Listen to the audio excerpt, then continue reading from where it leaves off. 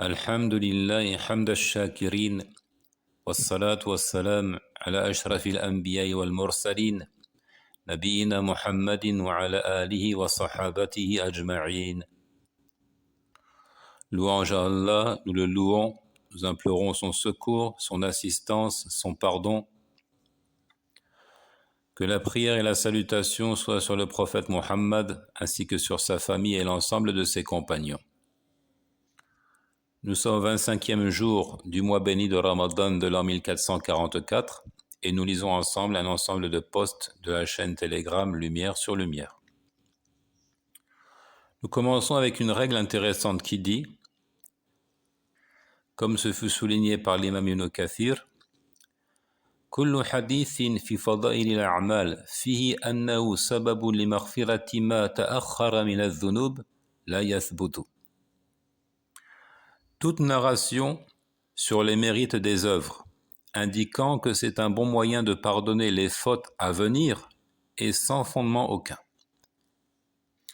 كل حديث في فضائل الأعمال فيه أنه سبب لمغفرة ما تأخر من الذنوب لا يثبت. Toute narration prophétique évoquant les mérites des œuvres et indiquant que c'est un bon moyen de voir ses fautes à venir pardonnées, alors ce récit est sans fondement aucun, il n'est pas authentique. قال ابن كثير عند تفسير قوله تعالى إنا فتحنا لك فتحا مبينا ليغفر لك الله ما تقدم من ذنبك وما تأخر. قال هذا من خصائصه صلى الله عليه وسلم التي لا يشاركه فيها غيره وليس في حديث صحيح في ثواب الأعمال لغيره غفر ما تقدم من ذنبه وما تأخر. Dans son exégèse, Ibn Kathir dit au sujet du verset, donc 1 et 2 de la sourate 48. En vérité, nous t'avons accordé une victoire éclatante, afin qu'Allah te pardonne tes péchés passés et futurs, qu'il parachève sur toi son bienfait et te guide sur une voie droite. Ibn Kathir dit, cela relève des spécificités du prophète sallallahu alayhi wa sallam. Cela relève de ce qui lui est propre, de ses spécificités, auxquelles personne d'autre ne lui est associé. Il n'y a pas dans un récit sur le mérite des œuvres pour un autre que le prophète qu'elles expient ses péchés passés et à venir. وهو كما قال أما مغفرة ما تقدم من الذنوب فهذا كثير. Et il en est ainsi. Effectivement, c'est comme Ibn Kathir l'a dit. Quant au pardon des fautes passées, alors cela est fréquemment évoqué par les textes. Quant au pardon des fautes passées, alors cela est fréquemment évoqué par les narrations du prophète sallallahu alayhi wa sallam et ce n'est pas spécifique au prophète. Cela concerne tous les croyants qui produisent certaines bonnes œuvres. Au nombre desquels, et l'illustration est bienvenue ici, la parole du prophète sallallahu alayhi wa sallam, Man sama ramadan imanan wa ihtisaba, ghufira lahu ma taqaddama min dhanbi. Celui qui jeûne le ramadan avec foi et espoir de trouver sa récompense, alors ses fautes passées sont pardonnées. Ou encore, Man qama ramadan imanan wa ihtisaba, ghufira lahu ma taqaddama min dhanbi. Celui qui se tient en dévotion, c'est-à-dire la nuit du mois du ramadan, ses fautes passées sont effacées, sont pardonnées, ou encore de manière plus spécifique, Man qama laylat al-qadr, imanan wa ihtisaba, ghufira lahu ma taqaddama min dhanbi. Celui qui se tient en dévotion durant la nuit de la destinée en particulier. La nuit de la destinée, alors ses fautes passées sont pardonnées. Mais pour ce qui est des fautes à venir, personne n'a de garantie.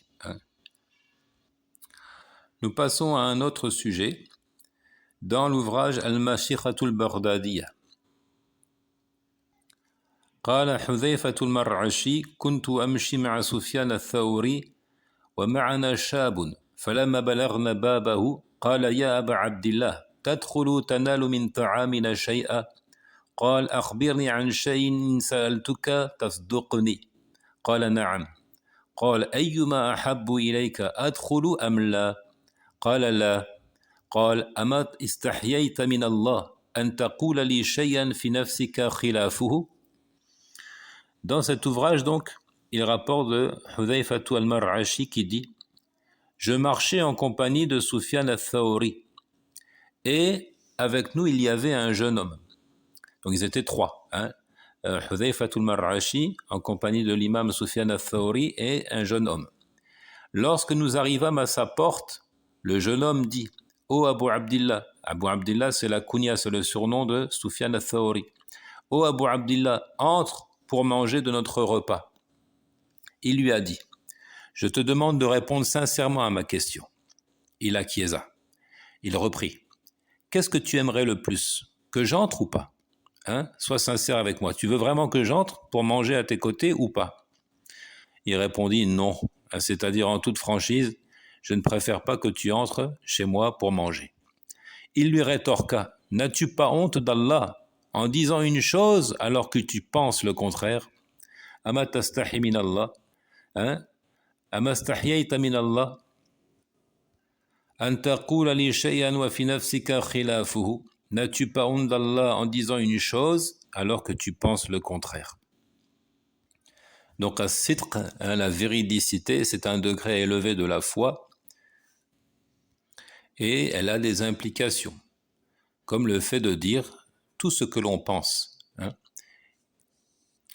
Et là, on voit que parfois, ce qu'on appelle les coutumes, le savoir-vivre ou encore la politesse vont finalement à l'encontre de cette véridicité. C'est quelque chose de très fréquent, ça. Quelqu'un t'accompagne, vous arrivez devant la porte de la maison, tu lui dis « bah entre alors, viens t'asseoir un instant ». Or qu'au fond de toi, tu te dis « ce serait peut-être mieux qu'il n'entre pas, je ne suis pas prêt à l'accueillir ».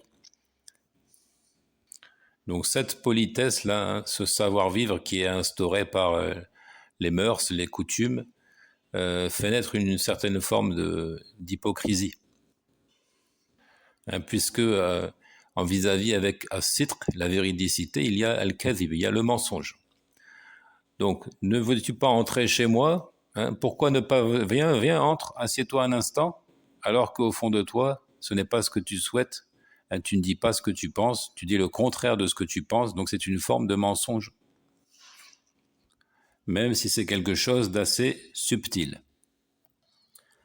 Nous passons à un autre sujet que nous avons traité d'ores et déjà au cours de ces enregistrements et qui est très important, issu de l'ouvrage d'Ibn Abi Dunya, At-Tawadu' wal-Khumul. C'est la discrétion qui caractérisait les anciens de la communauté et le fait qu'ils n'aimaient absolument pas la célébrité. Ils n'aimaient pas être mis en avant. Et ils n'aimaient pas être montrés du doigt. Il dit ici, قال ابن أبي الدنيا حدثنا محمد بن علي بن شقيق حدثنا إبراهيم بن الأشعث قال سمعت الفضيل يقول بلغني أن الله تعالى يقول للعبد في بعض منته التي من بها عليه ألم أنعم عليك ألم أعطك ألم أسترك ألم أخمد ذكرك فقال وسمعته يقول إن قدرت ألا تعرف فافعل وما عليك ألا تعرف وما عليك ألا يثنى عليك وما عليك أن تكون مذموما عند الناس إذا كنت محمودا عند الله تعالى. Ibn Abi Dunya dit, Mohammed ibn Ali ibn Shaqiq nous a conté, Ibrahim ibn al-Ash'ath nous a conté, j'ai entendu Al-Fudayl, c'est-à-dire Al-Fudayl ibn Iyad, dire il m'est parvenu qu'Allah le Très-Haut dira au serviteur à propos de certaines grâces qu'il lui octroya. Ne t'ai-je pas gratifié? Ne t'ai-je pas donné? N'ai-je pas dissimulé, c'est-à-dire tes fautes?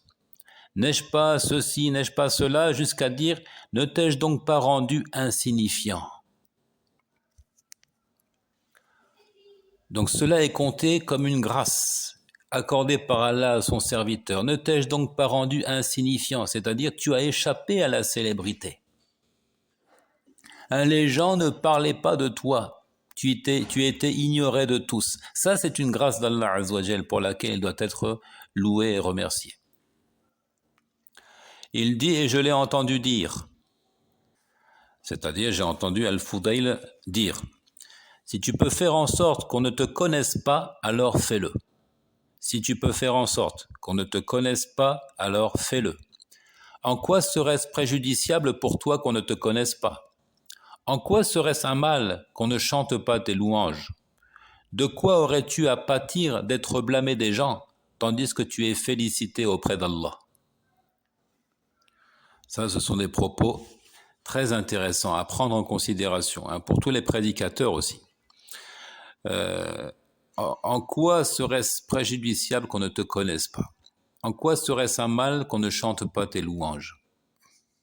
Alors, on a rapporté des propos allant dans ce sens de l'imam al-Shafi'i, hein, qui disait approximativement qu'il aurait vraiment aimé que les gens puissent apprendre les affaires de leur religion sans pour autant que son nom à lui soit mentionné. فخمول الذكر وعدم الحرص على الشهرة كان السلف في أزمانهم الفاضلة يعدونها من العافية والنعم العظيمة فكيف لو رأوا الناس الآن وأكثر من يزعم ممارسة العلم وطلبه ينادي بأعلى صوته اعرفوني اعرفوني ويسلك لأجل هذا كل طريق وعر مهلك وكل مسلك معوج والعياذ بالله وإن لله وإنا إليه راجعون. Ainsi, les pieux devanciers à leur époque méritante, ça il faut le prendre en considération, hein. Soulignons quelle était leur attitude et remettons les choses dans leur contexte. Des époques méritantes, hein, où la plupart des musulmans étaient des gens bien. Les pieux devanciers à leur époque méritante comptaient l'insignifiance, l'absence d'avidité à devenir célèbre comme un énorme bienfait, mettant à l'abri de la tentation et accordant la paix et la tranquillité. Qu'en serait-il donc s'ils voyaient les gens aujourd'hui? La plupart de ceux qui s'intéressent à la théologie crient de toute leur force: connaissez-moi donc, hein, connaissez-moi. Soit ils le disent, soit c'est ce que trahit leur attitude, et ils veulent être connus. Dans ce but, ils arpentent toutes les voies, plus dangereuses les unes que les autres, et plus tortueuses les unes que les autres. Qu'Allah nous en préserve. Nous appartenons à Allah et c'est vers lui que nous retournerons. Et là, donc, ça permet d'ouvrir une parenthèse, de s'interroger sur la pertinence pour un prédicateur d'afficher son image, hein, de se montrer à travers, par exemple, la vidéo, ou bien de poster la photo de son profil, accompagnant donc ses publications. Est-ce que cela est pertinent? Même si tu es d'avis qu'il est licite, qu'il est permis de prendre des photos, pourquoi ne pas prendre en considération là ces recommandations des anciens de la communauté qui fuyaient la célébrité, qui cherchaient à ne pas être connus, qui auraient aimé qu'on puisse apprendre les affaires de la religion sans que leur nom ne soit mentionné? Passons à un autre sujet. Il dit An-nufus wan-nusus, les âmes et les textes de la révélation. An-nufus as-sawiyatu taqbalu al-haqqa bimujarradi dhikrihi laha. والنفوس الملوثة بالشبهات لابد من تنظيفها قبل تقرير الحق لها حتى يكون الموضع أهلا لقبوله. Les âmes épurées et droites, les âmes purifiées, acceptent la vérité dès qu'elle est évoquée. Quant aux âmes polluées par les ambiguïtés, les doutes, les suspicions, il faut nécessairement les nettoyer avant de leur exposer la vérité, afin qu'elles soient en mesure de l'accueillir. C'est comme un terreau que l'on s'apprête donc à cultiver. On s'apprête à y planter des graines pour pouvoir récolter de bons fruits. Et il faut commencer par nettoyer la surface. Il faut labourer la terre. Il faut désherber. Ensuite seulement on pourra espérer y planter quelque chose de fructueux. C'est la même chose avec les âmes qui sont, dit-il, polluées par les ambiguïtés. Il faut nécessairement les nettoyer avant de leur exposer la vérité. وبقاء الشبهات في النفس يدفعها للتعامل مع النص تعاملا ينافي التسليم. La persistance de l'ambiguïté, shubuhat, dans l'âme, la pousse à adopter vis-à-vis du texte révélé une attitude qui contredit la soumission. Une attitude qui contredit la soumission. Or, Allah attend de nous que nous nous soumettions à ses commandements, que nous acceptions toutes les informations qu'il délivre. Comme le dit le Très-Haut, وَمَا كَانَ لِمُؤْمِنٍ وَلَا مُؤْمِنَةٍ إِذَا قَضَى اللَّهُ وَرَسُولُهُ أَمْرًا أَن يَكُونَ لَهُمُ الْخِيَرَةُ مِنْ أَمْرِهِمْ. Il n'appartient pas à un croyant ou une croyante, une fois qu'Allah a décrété un ordre, d'avoir encore le choix dans leur façon d'agir. Comme il le dit encore, إِنَّ اللَّهَ اصْطَفَى لَكُمُ الدِّينَ فَلَا تَمُوتُنَّ إِلَّا وَأَنْتُمْ مُسْلِمُونَ. Allah a choisi pour vous la religion. Ne mourrez donc point autrement qu'en soumis. Ou bien comme il le dit, فَلَا وَرَبِّكَ لَا يُؤْمِنُونَ حَتَّى يُحَكِّمُوكَ فِيمَا شَجَرَ بَيْنَهُمْ ثُمَّ لَا يَجِدُوا فِي أَنفُسِهِمْ حَرَجًا مِمَّا قَضَيْتَ وَيُسَلِّمُوا تَسْلِيمًا. Non, par ton Seigneur, ils ne seront pas croyants tant qu'ils ne t'auront pas fait juge de leurs différends, puis qu'ils ne ressentent aucune gêne à propos de ce que tu auras décrété et qu'ils s'y soumettent totalement. وأخطر مسلك يسلكه الدعاة تحريف معنى النص وإعادة تشكيله لتقبله عند النفوس الملوثة حتى تقبله النفوس الملوثة. Le plus dangereux des sentiers empruntés par certains prédicateurs consiste à ce qu'ils falsifient le sens du texte, qu'ils le reformulent en vue d'être acceptés par ces âmes souillées. Donc ça, c'est extrêmement dangereux. Chercher à plaire, chercher la satisfaction de ces âmes polluées, au point de revisiter l'interprétation des textes de la révélation. Un prédicateur ne doit pas se comporter de la sorte. Autre poste, il dit « Qala l'imam al-mujaddid Muhammad ibn Abdul Wahhab rahimahullah » L'imam rénovateur Muhammad ibn Abdul Wahhab, qu'Allah lui soit clément, qui a vécu de 1115 à 1206 de l'Hégire, a dit وَالْعَامِّ مِنَ الْمُوَحِّدِينَ يَغْلِبُ أَلْفًا مِنْ عُلَمَاءِ هَؤُلَاءِ الْمُشْرِكِينَ. هذا في كشف الشبهات. Dans son ouvrage Kashf al-Shubuhat, il dit le simple dévot parmi les monothéistes terrasse 1 millier d'érudits parmi ces polythéistes.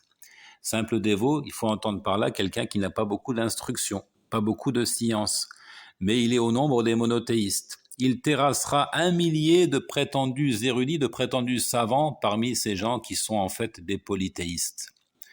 Même si ils se réclament frauduleusement de l'islam, mais qu'ils invitent à l'adoration des morts, à se prosterner devant les tombes et à implorer les défunts en dehors d'Allah Azza wa Jal.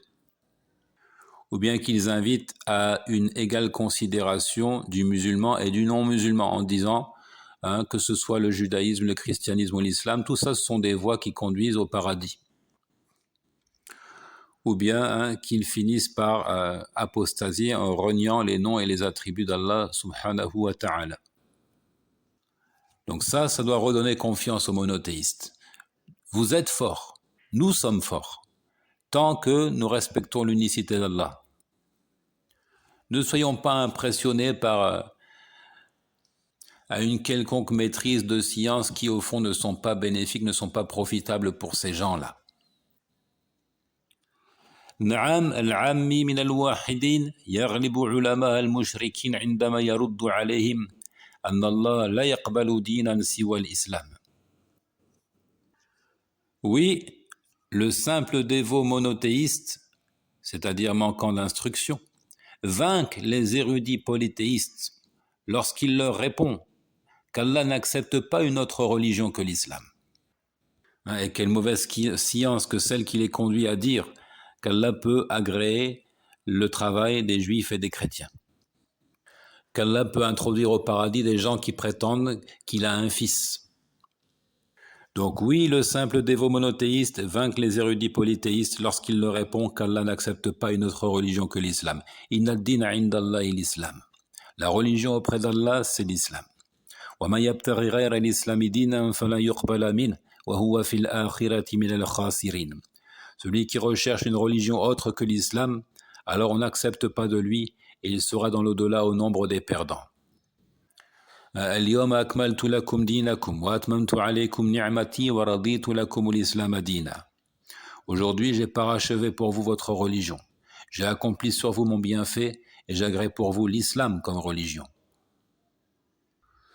نعم العامي من الموحدين يغلبهم عندما يقول لهم إن ملة إبراهيم هي الإسلام فحسب وأنه ما كان يهوديا ولا نصرانيا.